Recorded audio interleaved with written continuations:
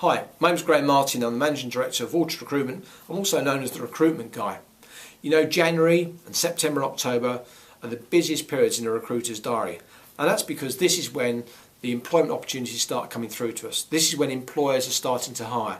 And that's often because January, September, October is when their employees sometimes are either being asked to leave a company or they resign.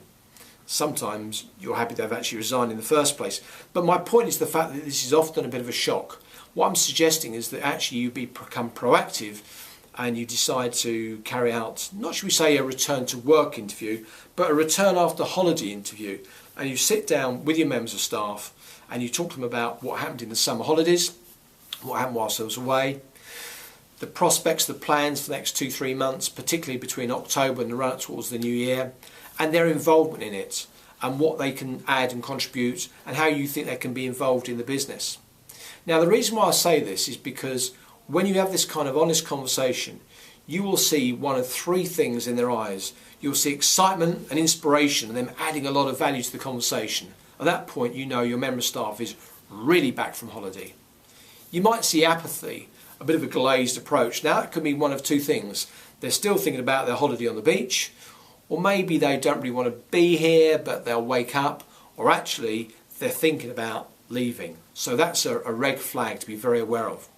The third thing is you'll get an absolute lack of interest, and you'll see it in their eyes. The body language will be wrong, they won't be engaging with you, and at that point you've got to be sitting down with them and saying, do you really want to be here? Now, you've got to be careful in terms of constructive dismissal, and I'm not an employment lawyer, but quite frankly this is very, very important.